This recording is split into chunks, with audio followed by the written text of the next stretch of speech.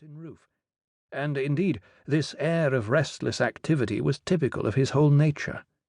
An eager manner and a wide-awake look in his eyes gave a clear indication that the 11-year-old John Christopher Timothy Jennings was always ready to play a leading part in the more lively aspects of boarding school life.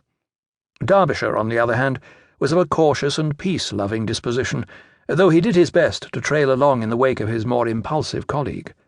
What he lacked in ambition he made up in loyalty, for where Jennings led the way, Derbyshire always followed.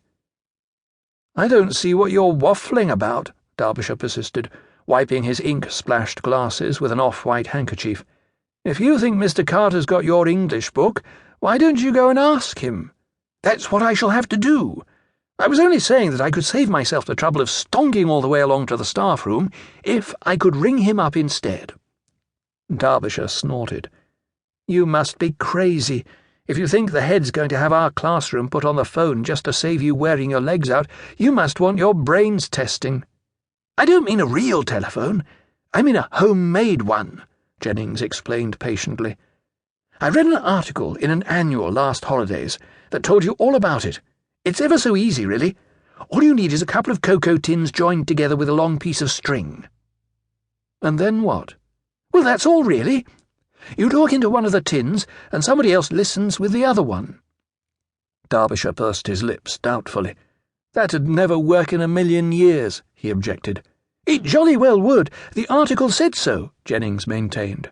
"It's strictly scientific, you see. The sound waves go hopping along the string and make the bottom of the cocoa tin vibrate like machine gun fire." The look of doubt remained on Derbyshire's face as he replaced his glasses and ran his gaze along the rows of empty desks around him. "I still say it can't be done," he said with a shake of his head. "You're overlooking one big snag." "And what's that?" "We haven't got any cocoa tins." Jennings thumped his desk in mild exasperation. "But you great addle-pated clodpole, Darby, they don't have to be cocoa tins. Any old tins would do just as well." "Oh, that's not so bad." There was a pause for thought, and then, "Atkinson's got a golden syrup tin." "There you are, then. It'll be just the job." "I doubt if you'd hear much through it, though," Derbyshire went on.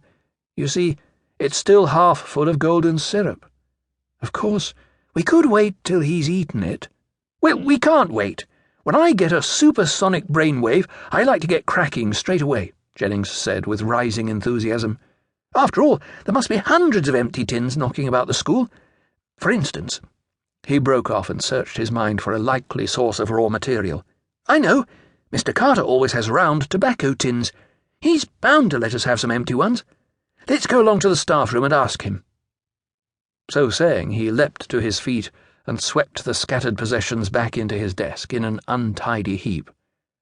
"It's a pity you haven't got the telephone rigged up already," Derbyshire remarked, as he watched his friend's vain efforts to cram down the lid. "Then you could ring Mr. Carter up from here." Jennings gave him a look. "That's just what I said a few moments ago, and you said I needed my brains testing," he replied. "Anyway, you're the crazy one now, because if we'd got our telephone rigged up already, we shouldn't need Mr. Carter's tobacco tins." "No, I didn't mean that. I thought you wanted to ask him about your English book." "Oh, that!" Jennings lifted the desk lid once more and pushed the top layer of books into some semblance of order. As he did so, he noticed the English book for which he had been searching. But by now it didn't seem to matter. He was far too absorbed in his new interest to bother about an exercise book, or even to remember why he had wanted it in the first place. At a brisk pace he led the way out of the classroom and along the corridor. As he turned a corner, he almost collided with Binns and Blotwell, the youngest boys in the school, who were blocking the passage from side to side.